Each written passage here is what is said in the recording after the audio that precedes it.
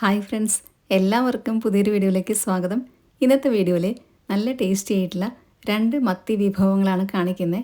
ഒന്ന് മത്തി വരട്ടും, പിന്നെ ഒന്ന് മത്തി പറ്റിച്ചതുമാണ്. അപ്പോൾ നമ്മൾക്ക് നോക്കാം ഇതെങ്ങനെയാണ് തയ്യാറാക്കുന്നത് എന്നുള്ളത്. ആദ്യമായി കാണിക്കുന്നത് മത്തി വരട്ടാണ്. അതിനായിട്ട് കുറച്ച് സാധനങ്ങൾ നമുക്ക് തയ്യാറാക്കി വെക്കണം. നെല്ലിക്ക വലുപ്പത്തിലുള്ള പുളിയിലേക്ക് ചൂടുവെള്ളം ഒഴിച്ചു കൊടുത്ത് ഇത് പിഴിഞ്ഞ് സൈഡിലോട്ട് മാറ്റി വയ്ക്കുക.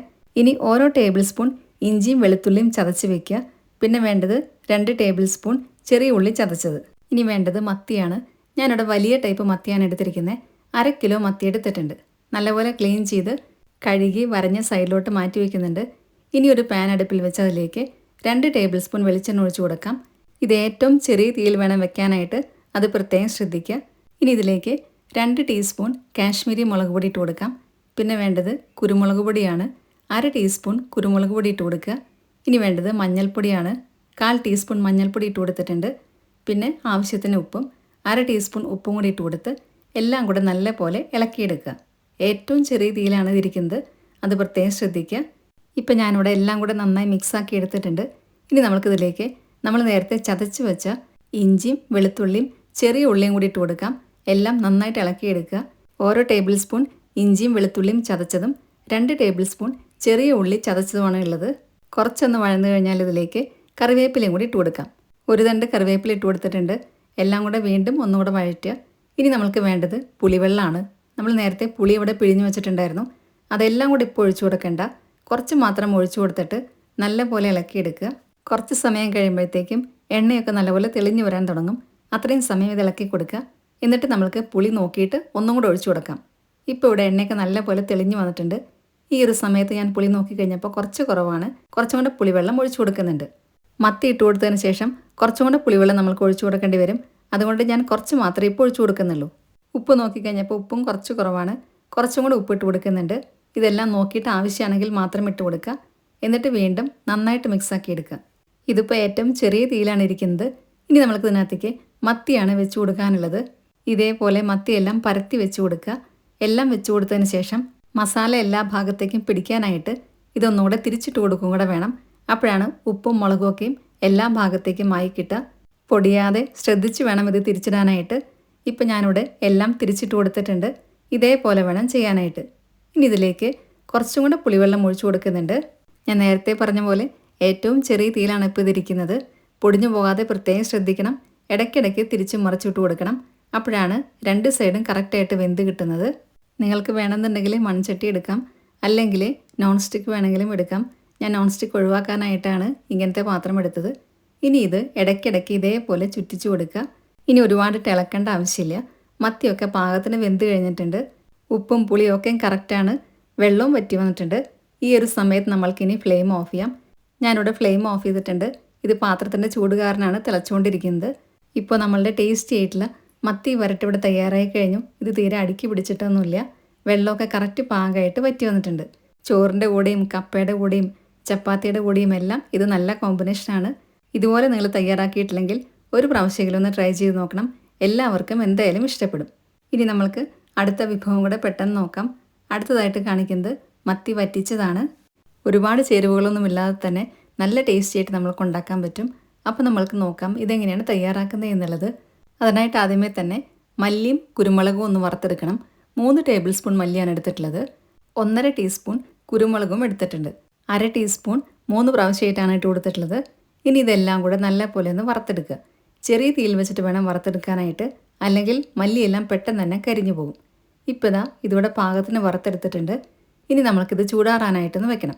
നല്ല പോലെ ചൂടാറിയതിന് ശേഷം വേണം നമ്മളിത് പൊടിച്ചിട്ട് അരച്ചെടുക്കാനായിട്ട്. ഇത് ചൂടാറി വരുന്ന സമയം കൊണ്ട് നമ്മൾക്ക് ഇതിനകത്തേക്ക് വേണ്ട മറ്റുള്ള ചേരുവകൾ തയ്യാറാക്കാം. നെല്ലിക്ക വലുപ്പത്തിലുള്ള പുളിയിലേക്ക് ചൂടുവെള്ളം ഒഴിച്ചു കൊടുത്ത് ഇത് പിഴിഞ്ഞ് സൈഡിലോട്ട് മാറ്റി വയ്ക്കുക. ഇനി ഓരോ ടേബിൾ സ്പൂൺ ഇഞ്ചിയും വെളുത്തുള്ളിയും ചതച്ച് വയ്ക്കുക. പിന്നെ വേണ്ടത് 2 ടേബിൾ സ്പൂൺ ചെറിയ ഉള്ളി ചതച്ചത്. ഈ സമയമൊക്കെ ആകുമ്പോഴത്തേക്കും നമ്മൾ നേരത്തെ വറുത്ത് വെച്ച മല്ലിയും കുരുമുളകും ചൂടാറി വന്ന് കാണും. അത് മിക്സിയുടെ ചെറിയ ജാറിലേക്ക് ഇട്ട് കൊടുക്കാം. ഇനി അതിൻ്റെ കൂടെ തന്നെ 1/2 ടീസ്പൂൺ മഞ്ഞൾപ്പൊടിയും കൂടി ഇട്ട് നല്ല പോലെ ഒന്ന് പൊടിച്ചെടുക്കാം. ഇപ്പം ഞാനിവിടെ ഇത് പൊടിച്ചെടുത്തിട്ടുണ്ട്. ഇനി ഇതിലേക്ക് കുറച്ച് വെള്ളവും ഒരു ചെറിയ കഷ്ണം ഇഞ്ചിയും 1/2 ടീസ്പൂൺ ഉപ്പും കൂടി ഇട്ട് കൊടുത്ത് നല്ല പോലെ അരച്ചെടുക്കുക.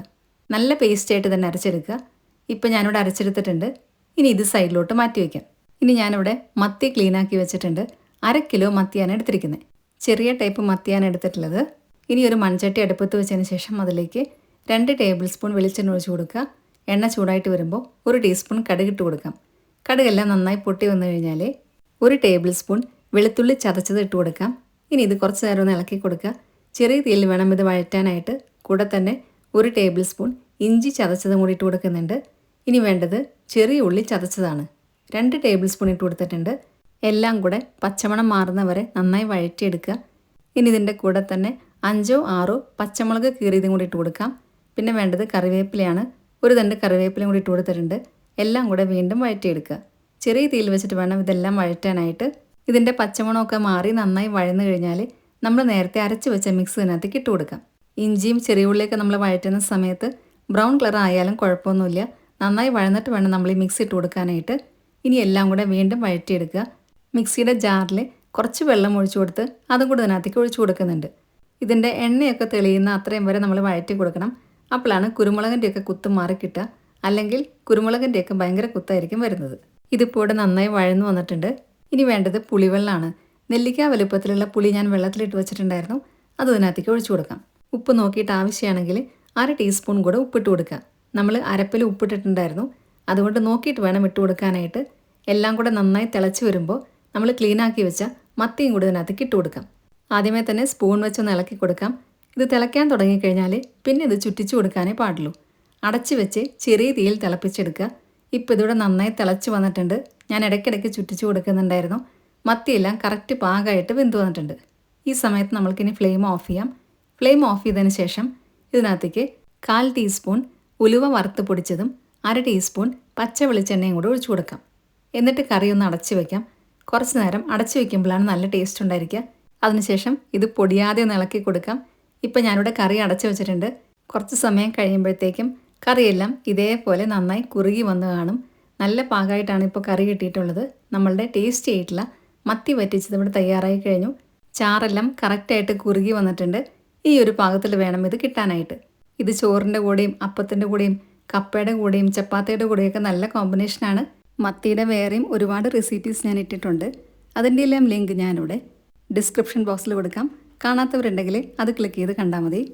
അപ്പോൾ എല്ലാവർക്കും ഇന്നത്തെ വീഡിയോ ഇഷ്ടമായി എന്ന് വിചാരിക്കുന്നു. വീഡിയോ ഇഷ്ടമായിട്ടുണ്ടെങ്കിൽ നിങ്ങളുടെ ഫ്രണ്ട്സിനും റിലേറ്റീവ്സിനൊക്കെ ഷെയർ ചെയ്യാൻ മറക്കരുത്. സബ്സ്ക്രൈബ് കൂടെ ചെയ്യുക. അതിൻ്റെ സൈഡിലുള്ള ബെല്ലൈക്കണിൽ ഓൾ എന്നുള്ള ഓപ്ഷനോടെ ക്ലിക്ക് ചെയ്യുക. അപ്പോൾ നെക്സ്റ്റ് ടൈം ഞാൻ വീഡിയോ ഇടുമ്പോൾ പെട്ടെന്ന് തന്നെ നോട്ടിഫിക്കേഷൻ വരുന്നതായിരിക്കും. ഇനി ഫേസ്ബുക്കിൽ കാണുന്നവരാണെങ്കിൽ നമ്മുടെ പേജ് ഫോളോയും ലൈക്കും കൂടെ ചെയ്യാൻ മറക്കല്ലേ. ഈ രീതിയിൽ ഇതുണ്ടാക്കി നോക്കിയതിന് ശേഷം നിങ്ങളുടെ ഫീഡ്ബാക്സ് എല്ലാം കമൻസിലൂടെ അറിയിക്കുക. നല്ലൊരു വീഡിയോ ആയിട്ട് വീണ്ടും കാണാം. താങ്ക്